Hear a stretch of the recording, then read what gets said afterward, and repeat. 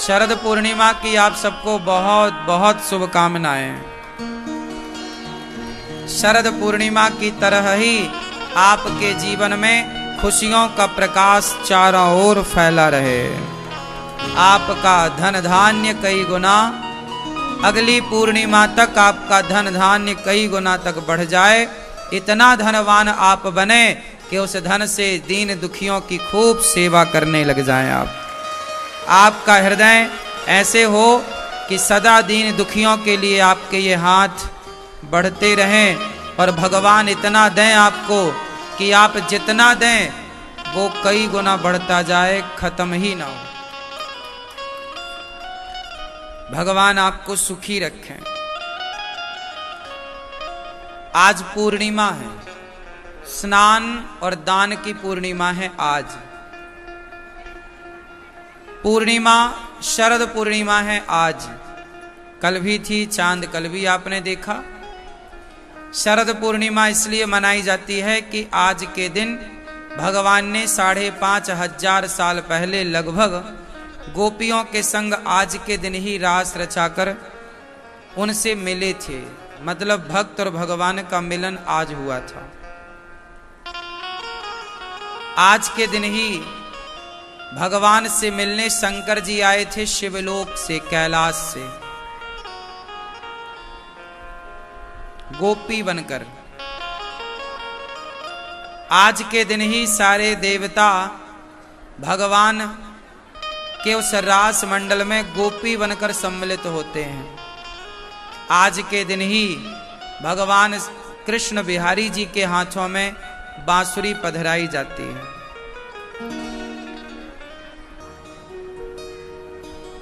तो आज शरद पूर्णिमा है।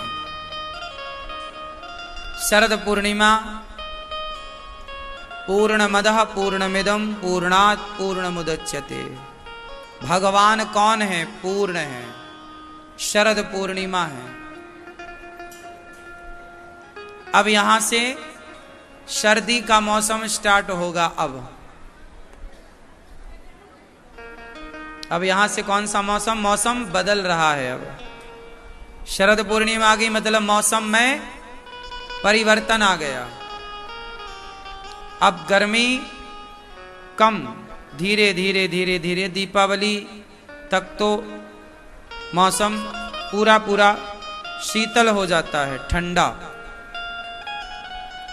आप सभी आए, सबका बहुत बहुत स्वागत गौरी गोपाल आश्रम में।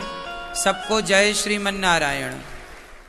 कहते हैं शरद पूर्णिमा को अमृत की बारिश होती है, चांद से अमृत बरसता है, ऐसी हिंदुओं की परंपरा है। अच्छा, रात्रि को जो खीर बनाओ वो खीर 3 बजे के पहले ही बना लो, 4 बजे के पहले बनाकर और छत में रख दो। उसमें तुलसी का पत्ता और कुशा डाल दो और फिर दूसरे दिन उस खीर को खाया जाएगा। क्योंकि अपने यहाँ परंपरा है शरद पूर्णिमा को खीर बनाकर छत में रखने की। कहते हैं शरद पूर्णिमा को अमृत की बारिश होती है, चांद से अमृत बरसता है, ऐसी हिंदुओं की परंपरा है। अच्छा बताओ, परंपरा नहीं, मान्यता है। अच्छा बताओ, चांद से अमृत टपकता है कि नहीं? ये बात सही है कि गलत है? तो आज तक कोई अमर क्यों नहीं हुआ? कोई तो पिया होता है एक आध बूंद। बताओ, चांद से अमृत किस तरह टपकता है? जल्दी से बताओ मेरी मां, कैसे टपकता? तुलसी रखी है ये। अब बताओ, तुलसी में जो तुलसी गुणकारी होती है कि नहीं, अन्य बीमारियों से लड़ने की क्षमता। अब बताओ कि तुलसी में गुण इतना जितना है वो कहां से आया? बोलो। सूर्य भगवान से क्या मिलता है हमें? सूर्य प्रकाश से क्या मिलता है? विटामिन, जोर से, विटामिन डी। जैसे सूर्य हमें विटामिन डी देता है, ऐसे चंद्रमा भी तो कुछ देता होगा। सूर्य के बारे में जान पाए, चंद्रमा के बारे में नहीं जान पाए। इसलिए पूर्णिमा का चांद छत पर जरूर जाना चाहिए और पूरी बॉडी पर चांद का प्रकाश पड़ना चाहिए। पूर्णिमा है, चतुर्दशी है, तृतीया, एकादशी, द्वादशी है, त्रयोदशी है, एकादशी के बाद का जो चांद है, अष्टमी के बाद का ही जो शुक्ल पक्ष का चांद है, चांद का थोड़ा सा प्रकाश हम सबको जरूर लेना चाहिए। भले 10 मिनट लो, 5 मिनट लो, थोड़ी देर छत पर खड़े रहो, खुले छत पर, खुले आंगन पर। क्यों? बॉडी को ना थोड़ा चांद का प्रकाश चाहिए।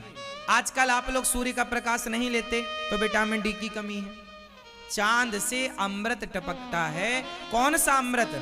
वो औषधीय गुण चांद से निकलता है। जैसे औषधि ग्रहण कर लेती हैं और औषधि में जान आती है, जैसे तुलसी में जितने गुण हैं ये 2 लोगों के कारण है, एक तो सूर्य के प्रकाश के कारण और चंद्रमा के प्रकाश से। यदि जरा विचार कीजिए, किसी फसल में सूर्य और चांद का प्रकाश ना पड़े तो वो फसल होगी? दोनों जरूरी है। इसलिए चांद का एक अपना अर्थ है। इसलिए खीर बनाने का मतलब यह है कि अमृत की बूंदें नहीं टपकती, उस खीर में जब चांद का प्रकाश पड़ जाता है तो अपने आप उस खीर में ऐसी एनर्जी प्रवेश कर जाती है जो हमें और आपको पॉजिटिव करती है, पॉजिटिविटी से भर जाती है। इसलिए चांद के प्रकाश के द्वारा थोड़ा सा उस प्रकाश से टच कराओ भोजन को। पहले का भोजन कैसा था? खुला था। पहले दाल बनती थी तो माँ उसे हटा करके ढके को हटा कर देखती थी तो दाल में सूर्य का प्रकाश और हवा प्रवेश करती थी। आजकल कुकर है, कुकर में ना सूर्य का प्रकाश जा रहा है ना हवा जा रही, इसलिए आज का भोजन जहर है। पहले बिना दवाइयों के लोग 100-100 साल जीते थे क्योंकि खान पान सूर्य और चांद के प्रकाश से टच होता था। रात्रि का भोजन लोग खुले में बनाते थे, आंगन में, तो चांद का प्रकाश अपने आप रोटियों में पड़ता था। हाँ या ना? तवा पहले जमाने में ना खुले आंगन में आकाश के नीचे चूल्हा होता था। हाँ या ना? सर्दियों के टाइम पर तो लोग खुले में ही सब कर बनाते थे। आकाश के नीचे बढ़िया चूल्हा, रोटी बनती जा रही है, चूल्हे की आग में सर्दियों में लोग बैठे रहते थे, चूल्हे की आग तापते रहते थे और अम्मा रोटी बनाती जाती थी खुले में वहीं, और थाली थी, चांद का प्रकाश रोटी पर डायरेक्ट पड़ता था, सब्जी पर डायरेक्ट पड़ता था, वो बच्चे और बूढ़े सब खाते थे। ये कोई सामान्य बातें नहीं है, साइंस जुड़ा है हर चीज। आप हर चीज को साइंस, हर चीज का साइंस समझिए ना। यदि सूर्य का प्रकाश विटामिन डी देता है तो चांद भी तो देता है। अब वो कौन कौन से गुण देता है वो तो रिसर्च करने पर पता लगेगा, लेकिन हम तो ये जानते हैं कि सारे औषधीय गुण जो हैं वो चांद से ही प्रकृति को प्राप्त होते हैं। हाँ या ना? इसलिए आंवले को धुलकर कच्चा खाने की, आंवले का आप मुरब्बा खाइए, आंवले की कैंडी खाइए, आंवले का कुछ भी खाओ सब खाओ, लेकिन आंवला जो पेड़ से तोड़कर धुलकर जो खाने का उसमें जो शक्ति डायरेक्ट है वो पकाने के बाद या अन्य चीजों, अन्य पदार्थों में मिश्रित करने के बाद गुण खत्म होते हैं। इसलिए डायरेक्ट प्रकृति से लिंक क्या? पहले के लोग प्रकृति से जुड़े थे, डायरेक्ट चीजों का सेवन करते थे। आजकल पकाना, हर चीज अपनी तरफ से नमक मिर्ची लगाना, जो जैसा है उसे वैसा ही ग्रहण किया जाए,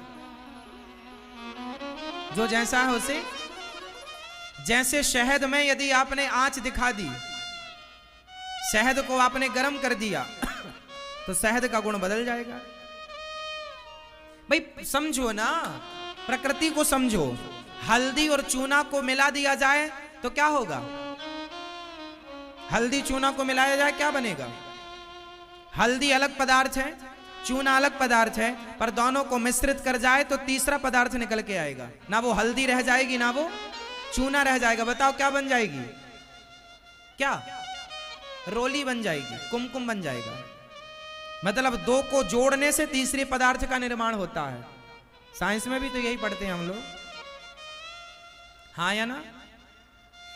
इसलिए जो जैसा है उसे वैसा ग्रहण। यदि आपने जोड़ा किसी को किसी के साथ तो वो शरीर को नुकसान पहुंचे।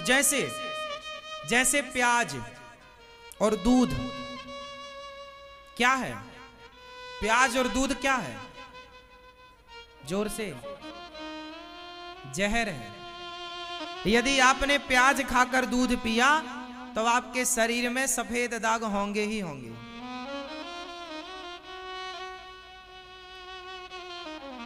ये चर्म रोग जो है शारीरिक रोग क्यों होता है?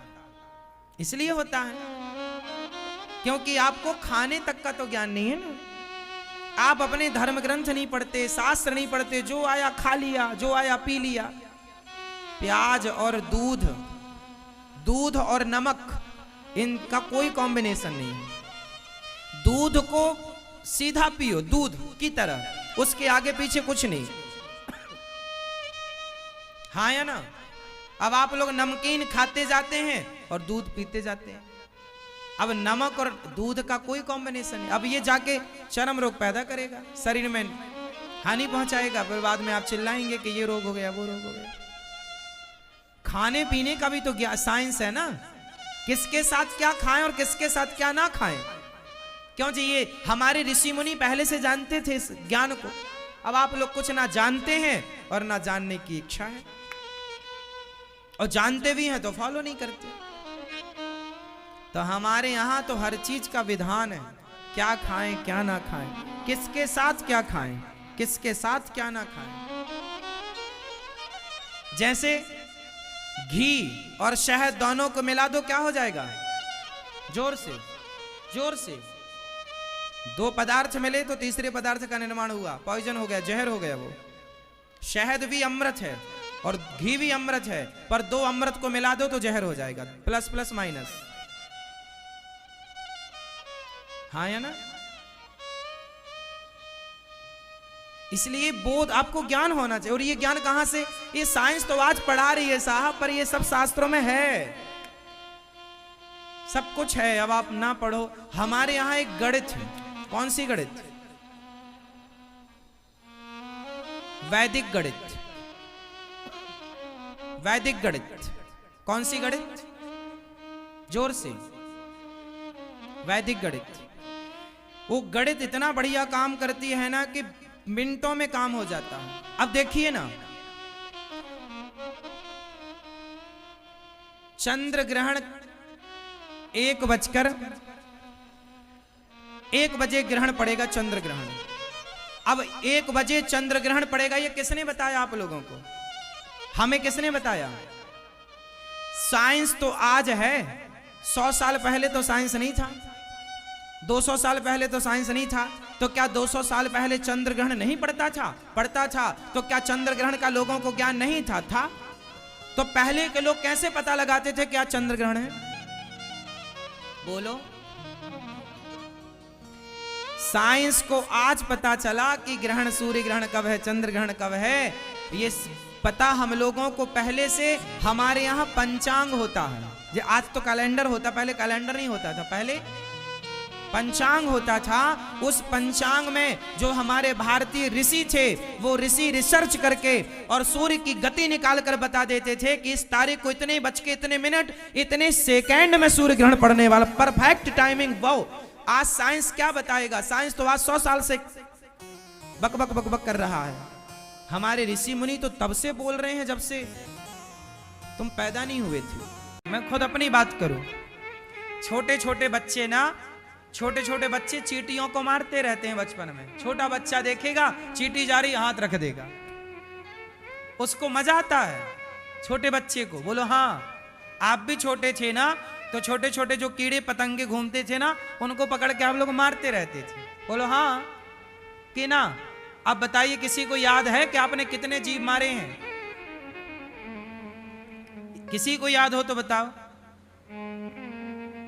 मुझे याद है कुछ कुछ के मैं बचपन में ऐसे गलतियों से अनजान था, कुछ था नहीं, चींटियों के ऊपर पांव रख दिया।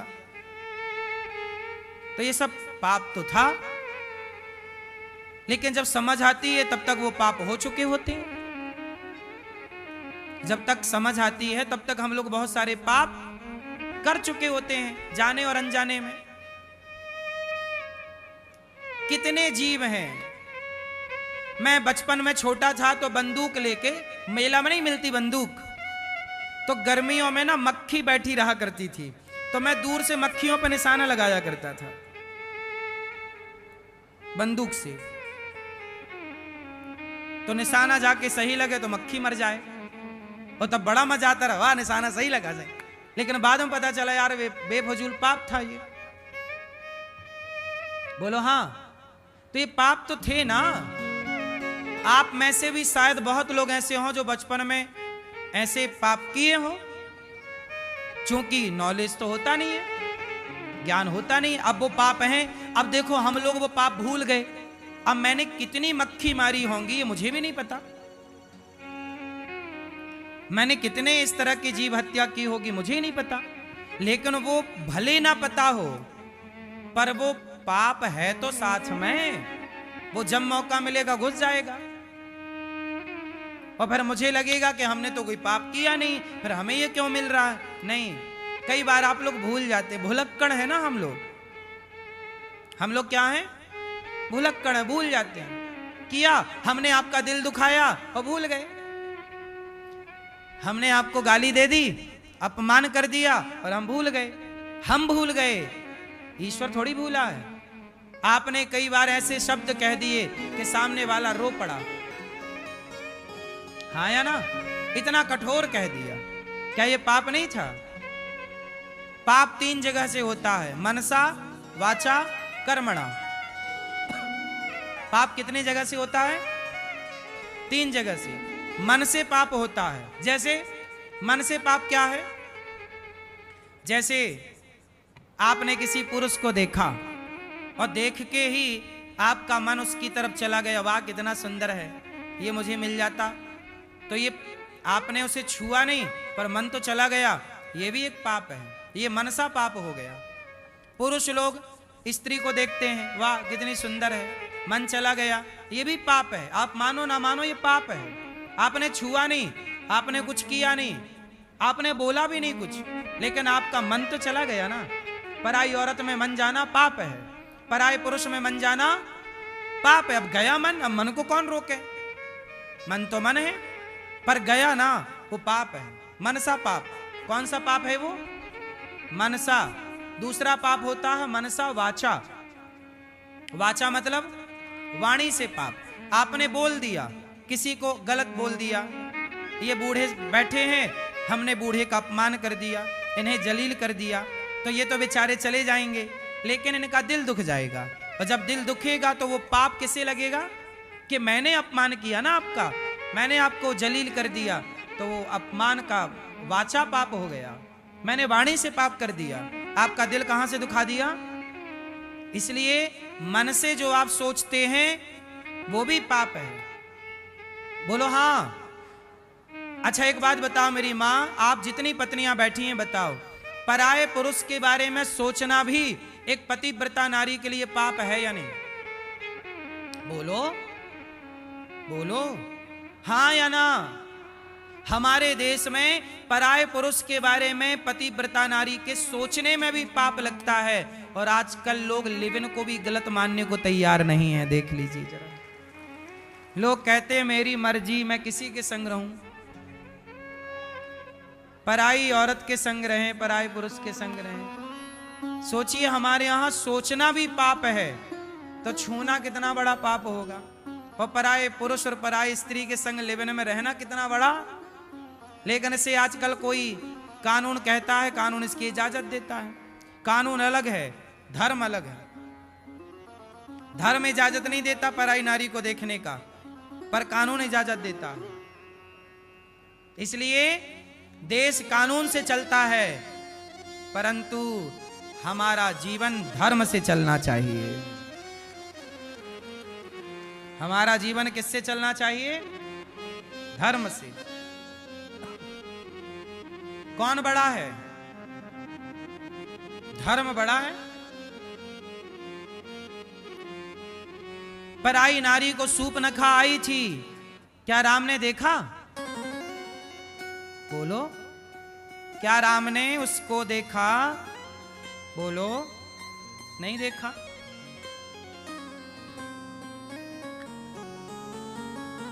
तो मनसा वाचा कर्मणा, कर्म से पाप। आपने किसी का गला दबा दिया, आपने किसी को मार दिया, कर्म से पाप। तो पाप मन से भी होता, वाणी से भी होता, कर्म से भी होता। जब तक समझ नहीं थी कोई बात नहीं, पर जब से समझ आई तब से आप मनसा वाचा कर्मणा पापों से बचिए और अपने मनसा वाचा कर्मणा से भगवान की सेवा करिए, भक्तों की सेवा करिए। जो हो गया सो हो गया, आगे ना हो। जो हुआ सो हुआ, अब ना हो। यदि आप अपनी गलतियां सुधार लेते हैं तो भगवान माफ कर देते हैं। ऐसा नहीं है कि हमने पाप किए हैं तो भगवान हमें क्षमा नहीं करेंगे। भगवान बड़े दयालु हैं। कितना भी बड़ा पाप करिए आप, लेकिन भगवान की शरण में चले जाइए और भगवान से कह दीजिए प्रभु मैंने पाप किए हैं, अब मैं नहीं करूंगा, और वो गलतियां मत दोहराइए, भगवान आपको क्षमा कर देंगे। सन्मुख हो ही जीव मोहि जबहि, जन्म कोटि अघनासहि तबहि। कितना भी बड़ा पाप कर लीजिए आप, पर भगवान की शरण में जाइए तो जैसे आग की चिंगारी बड़े से बड़े ढेर को जलाकर समाप्त कर सकती है, ऐसे भगवान का दर्शन और भगवान की करुणा कृपा कई कई जन्म के पाप को जलाकर समाप्त कर सकती है। इसलिए लोग भगवान की शरण में रहते हैं। रावण से यही तो कहा हनुमान जी ने कि तूने गलती की है सीता मां को चुरा के, तूने बड़े पाप किए हैं रावण, लेकिन राम इतने दयालु हैं कि एक बार तू चल शरण में, राम तुझे क्षमा कर देंगे। बोला कि नहीं हनुमान जी ने, जाके बल लवलेश ते जितऊ चराचर झारे, मैं उन राम का दूत हूं जिनकी नारी का तूने हरण किया। चल, अंगद जी गए समझाने कि राम बड़े दयालु हैं, रावण चल शरण में, यदि चला गया तो राम क्षमा कर देंगे। तो राम तो रावण को भी क्षमा करने को तैयार थे, लेकिन रावण शरण में गया ही नहीं। बोलो हाँ, राम जी रावण को क्षमा कर देते कि नहीं यदि रावण जाता तो? उत्तर दो, कर देते कि नहीं? यदि शरण में जाता तो राम तो रावण को भी क्षमा कर देते, पर रावण ने शरणागति ग्रहण करी ही नहीं। तो रावण ने गलती की, हम लोग गलती ना करें, हम तो शरण में जाएं विभीषण की तरह, रावण की तरह। हम क्यों एटीट्यूड में रहें, घमंड में रहें? हम वो गलती ना दोहराएं जो गलती रावण ने की। ये कथाएं यही तो सिखाती हैं कि वो गलती जो की वो हम ना करें, क्योंकि गलतियां सब कर रहे हैं इस धरती पे। बताइए आप में से कोई ऐसा है जिसने पाप ना किया हो? क्यों, आप में से कोई ऐसा है जिसने पाप ना किया हो? बोलो हाँ या ना। मैया क्या बोलती तू? आप लोगों ने पाप किया कि नहीं? बोलो हाँ कि ना। इस धरा पर कोई ना होगा ऐसा जिसने कोई ना कोई पाप ना किया हो, सब पापी है। इसलिए अपने को पापी समझना चाहिए, पुण्यात्मा नहीं। हमारे पाप और पुण्य यदि तराजू में रखे जाएं तो सच मानो हमारे पाप ही ज्यादा निकलते हैं।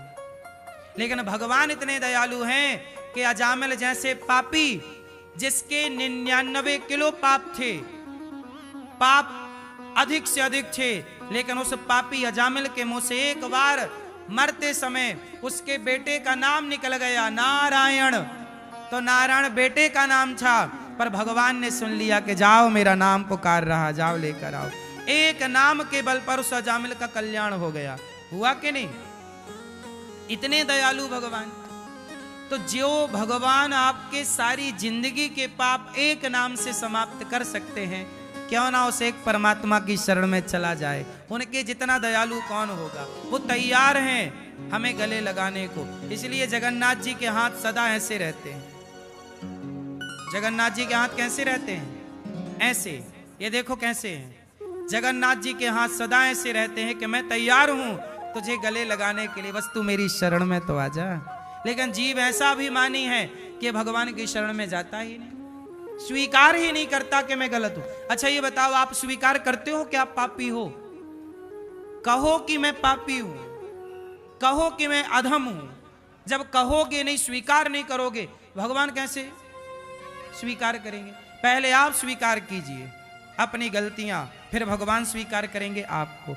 आप स्वीकार नहीं करेंगे तो भगवान बोले मैं भी स्वीकार नहीं करूंगा तुझे। तूने कौन सा स्वीकार की अपनी गलतियां? कहो हे प्रभु मैं जैसा हूं आपका हूं, मैं पापी हूं, नीच हूं, दुष्ट हूं, अधम हूं। कहो। आजकल है आदमी पापी और बड़ा पुण्यात्मा बना घूमता रहता है। अच्छा ये बताओ, आप लोग लोभी हो के नहीं? अभिमानी होके नहीं, कामी होके नहीं, हाँ या ना?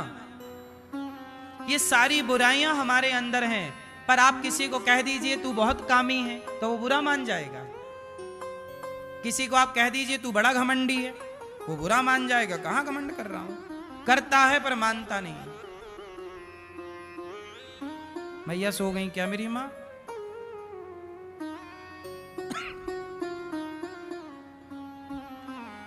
तो महाभारत किसकी गलती से हुआ?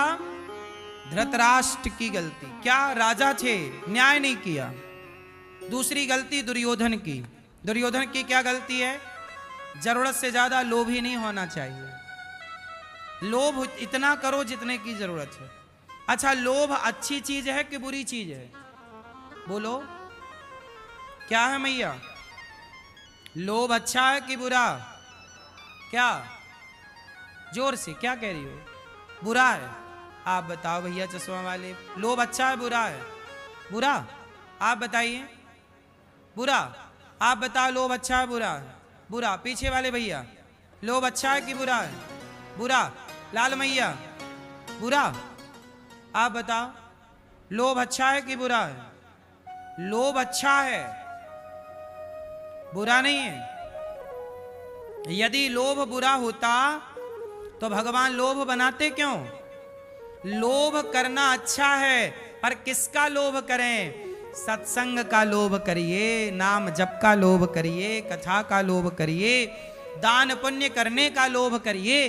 भाई लोभ के पॉजिटिविटी भी तो है, नेगेटिविटी भी है, तो पॉजिटिविटी भी तो आप एक एंगल से क्यों देखते हैं? दूसरा पहलू भी तो है।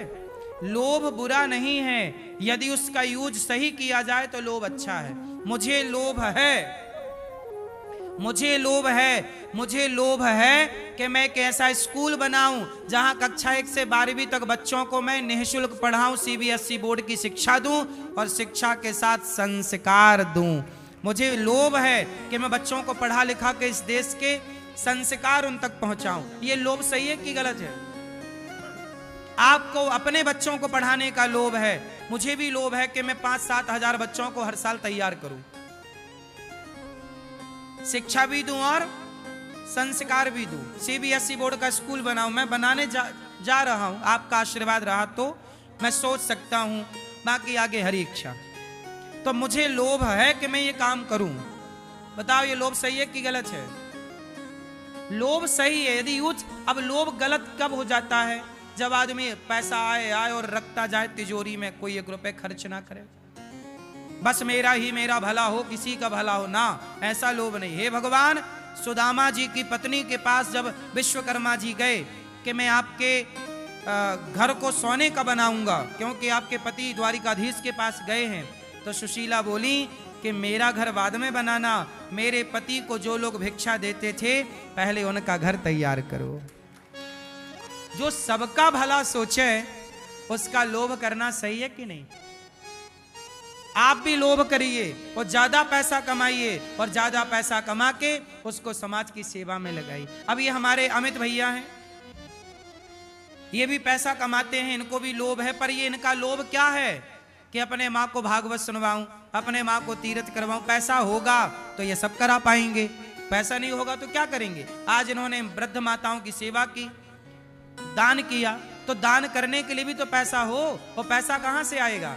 भाई मेहनत करके कमाओ, उसका लोभ होना चाहिए थोड़ा। जो है उचित लोभ सही है, अनुचित लोभ गलत है। बात समझ में आई? मुझे आपको आपकी पत्नी का लोभ तो होना चाहिए, पराई औरत का लोभ ना होना चाहिए। अपने धन का लोभ तो हो कि जितना मेरा है वो मेरा है। अब जैसे ये पैसा यहां पड़ा है, ये मेरा है, ये मेरा है, पर ये पैसा वहां पड़ा होगा वो मेरा नहीं है। बोलो हाँ। आपका पैसा रास्ते में गिर जाए और मैं पीछे पीछे जा रहा हूं, 1 करोड़ रुपया पड़ा है, तो वो मेरा नहीं है, मुझे उसका लोभ नहीं है। पर मेरा 1 रुपया गिर जाए तो मुझे लोभ है, मैं उठा के जेब में डाल लूंगा, मेरा है। अपने का लोभ रखिए साहब, पर दूसरे का लोभ ये है। 2 धाराएं हैं, एक पॉजिटिविटी, एक नेगेटिविटी, 2 विचारधारा। बात समझ में आई कि नहीं? तो लोभ गलत नहीं है यदि सही वे पर है तो। मैया क्या बोलती हो, सही है कि गलत है? आप अपने पैसे का लोभ करिए, पर दूसरे का लोभ अपना बचाओ, और अपना लोभ करिए कि मेरे द्वार पे संत आए, मैं रोटी खवाऊं, मैं सेवा करूं, भगवान मुझे इतना दो कि मैं समाज की सेवा और कर सकूं। ये लोभ होना चाहिए। मुझे लोभ है, मैं ज्यादा पैसा, मेरे पास आज कितना पैसा है लोगों के पास, मेरे पास इतना पैसा होता तो मैं ना जाने देश के कितने स्थानों पे स्कूल बना बना के समाज की सेवा कर देता। पर पैसा नहीं है, इसलिए थोड़ा मजबूर हूं, क्या करूं? जो पैसा आता है उससे काम होता है। तो मेरे को भी लोभ है कि पैसा आए तो ये अच्छे काम हो। बताइए मेरा लोभ सही है कि गलत है? बोलो मेरी माँ, मुझे भी तो कमाना पड़ता है ना। मेरी माँ 300 माताएं, नहीं कमाऊंगा कैसे काम चलेगा? लोभ तो है। लोभ गलत नहीं है यदि सही है तो। चलो दूसरी बात करते हैं। काम, काम गलत है कि सही है? काम मतलब काम वासना। बताओ वासना का होना सही है कि गलत है? जोर से। सही है गलत है? फास्ट। सही है कि गलत है? क्या है? सही है। काम सही है। अरे काम ना होता तो आप लोगों का जन्म ही ना होता। ये संसार को चलाने के लिए काम चाहिए। ये सृष्टि की रचना काम से हुई है। तो काम सही है कब? जब आप अपनी पत्नी के साथ रहें, अपने पति के साथ रहें, और पति पत्नी के साथ रहकर ही आप अपनी कामनाओं को पूरी करें, तब काम सही है। पर जब आप अपनी पत्नी के अतिरिक्त, पति के अतिरिक्त पराये पुरुष, पराई स्त्री को देखते हैं, तब वो काम गलत हो जाता है, तब वो वासना गलत हो जाती है। तो अपनी पत्नी, अपने पति को देखना क्या गलत है? पर पराई औरत, पराई पुरुष को देखना, रावण अपनी पत्नी को देखता, मंदोदरी को, तो कोई गलत नहीं था, पर सीता मैया को देखने लग गया, नाश हो गया। तो काम सही है, क्यों? किसी काम से संसार चलता है, लेकिन इसका क्या सही अर्थ है, क्या गलत, ये समझ लेना चाहिए। क्रोध भी सही है। बताओ क्रोध सही है कि गलत है? आप लोग कहते हैं गुस्सा आता है, गुस्सा आता, गुस्सा गलत नहीं होता। आप लोगों को समझ नहीं है इन चीजों की, तो हम क्या करें? क्रोध कभी गलत नहीं होता। लोग कहते हैं बहुत, महाराज जी हमारे बेटे को बहुत गुस्सा है, हमारे पति को बड़ा गुस्सा है, हमारी पत्नी को बड़ा गुस्सा। कोई क्रोध गलत नहीं होता। क्रोध गलत कब बन जाता है? आओ मैं आपको समझाऊं। भीष्म पितामह बैठे थे और उनके सामने द्रौपदी के कपड़े उतर रहे थे, और भीष्म पितामह को गुस्सा नहीं आ रहा था। बताइए वहां गुस्सा आना चाहिए था कि नहीं? बोलो। पितामह को गुस्सा आना चाहिए ना दुशासन पर? बोलो हाँ। पकड़ के 2 थप्पड़ मारना चाहिए था ना गालों में। मूर्ख क्या करता है? भाभी के कपड़े उतार रहा, 2 थप्पड़ जमाते गाल पर। पितामह को गुस्सा नहीं आया, और पितामह को गुस्सा आ जाता तो यह महाभारत ना होता। पितामह को गुस्सा नहीं आया, इसलिए महाभारत हुआ। तो जहां गुस्सा आना चाहिए, कोई गलत हो रहा है आपके सामने, क्रोध करो। पर जहां क्रोध की जरूरत नहीं है, पत्नी कुछ कह रही है वहां कुछ क्रोध ना करो, मां कुछ कह रही है वहां क्रोध ना करो, बाप कुछ कह रहा वहां क्रोध ना करो, घर परिवार की बातों में क्रोध ना करो। भाई 2 बात कह दे तो कह दे, काहे को गुस्सा करना, भाई है। पत्नी आज कुछ कह रही है, कह लेने तो, काहे का गुस्सा, पत्नी है। और आप लोग गुस्सा करते हैं अपनों पे, और बाहर तो बिल्कुल बिल्ली की तरह म्याऊं म्याऊं करते रहते हैं, और घर पे गुस्सा करते हैं। जहां गुस्सा करना चाहिए वहां गुस्सा करना धर्म है। फिजूल में गुस्सा मत करिए। फिजूल का गुस्सा क्यों करना? क्यों मेरी मां? तो बताइए क्रोध सही है कि गलत है? ईश्वर ने जो जो बनाया है सब सही बनाया, आप लोगों ने उसका यूज गलत किया तो आपको गलत लगने लग गई चीजें। जैसे मिसयूज कहते हैं, हाँ या ना? हर चीज का सही उपयोग हो तो कोई ईश्वर का बनाया, ना स्त्री गलत है, ना पुरुष गलत है, ना पत्थर गलत है, ना मिट्टी गलत है। मुझे तो कोई गलत नहीं लगता। गलत तब हो जाती हैं चीजें जब आपका नजरिया बदल जाता है। जो गलत है उसे गलत कहिए, हाँ या ना। इसलिए मेरी मां, क्रोध बहुत अच्छी चीज है, क्रोध जरूर करना चाहिए। उन पर क्रोध करो जो आज भारतीय संस्कृति को बिगाड़ने पर तुले हैं। मैंने तो भारत की संस्कृति को बनाने के लिए एक वक्तव्य दिया, उस पर विवाद खड़ा कर दिया मीडिया ने। तो बताइए मेरा कहा हुआ समाज के लिए सही था कि गलत था? लिविन में मत रहो बेटा, लिविन में मत रहो। पराई स्त्री पराये पुरुष के संग मत रहो, अपने को किसी के आगे मत परोसो, अपने आप को किसी के आगे मत परोसिए। ये मेरा वक्तव्य सही है कि गलत है? अब कुछ लोग कहते हैं कि आप कौन होते हैं रोकने वाले? तो ये समाज को ये लोग गलत दिशा में ले जा रहे हैं जो कह रहे हैं कि आप कौन होते हैं रोकने वाले। हम कहते हैं आप सब रोकने वाले हैं। कोई भी बच्चा गलत करता हुआ दिखे, आपका धर्म है कि आप उसे समझाओ कि बेटा ये गलत है। अब ये थोड़ी कि भाई आप कौन होते हैं बोलने वाले, नहीं, हम भारत में रहते हैं, हम कोई अमेरिका थोड़ी रहते हैं।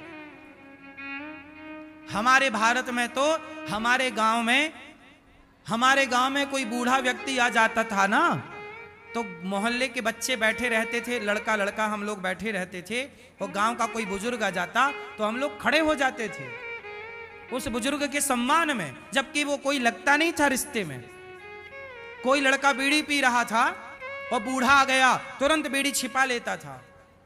बोलो हाँ, ये दौर किस किस ने देखा है? देखा है ना कि गांव का कोई भी बुजुर्ग हो, उसके सामने गांव का कोई भी लड़का बीड़ी नहीं पीता था। बोलो हाँ, सही है ना? क्योंकि उस बुजुर्ग के प्रति, उस बड़े के प्रति सम्मान था, इज्जत थी। हम इस भारत में रहते हैं जहां बुजुर्गों का सम्मान होता है। ये थोड़ी कि नहीं जी कोई कुछ कर रहा हो आपको क्या। आज के लड़के तो सिगरेट पी पी के बूढ़ों के मुंह पे धुएं का गुब्बारा फेंक रहे हैं। क्या ये धर्म है? बोलो, ये अमर्यादित है। आप बुजुर्ग हैं तो भले आप मेरे रिश्तेदार नहीं हैं, लेकिन आपका सम्मान करना मेरा धर्म है। यही भारतीय संस्कृति है, यही हमारे संस्कार हैं। और आजकल कुछ मीडिया कहती है कि आप कौन होते हो बोलने वाले। भाई साहब, हम बचपन से यही संस्कार पाए हैं कि गलत को रोकेंगे। कोई भीष्म पितामह की तरह चुप बैठे रहें? होने दो समाज में गलत फिर। इसलिए बोलना चाहिए, आपको भी बोलना चाहिए, हमें भी बोलना चाहिए। हम सब मिलकर बोलेंगे तब ये कचरा साफ होगा। मैया, सही है कि नहीं? आप लोग बताओ, बोलना सही है कि गलत है? ये लोग कहते हैं कि कोई माई लाइफ माई चॉइस, आप कौन होते हैं? हम क्या उत्तर दें बताओ फिर?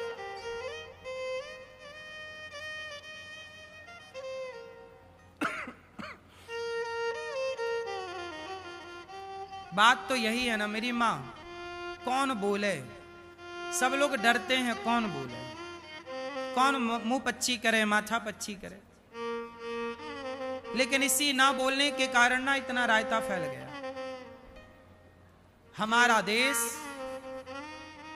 संस्कारवान है, संस्कृति हमारी उत्तम है। ऐसे ना गवाओ मेरी मां, इस भारतीय संस्कृति को बनाए रखो, काम आएगी।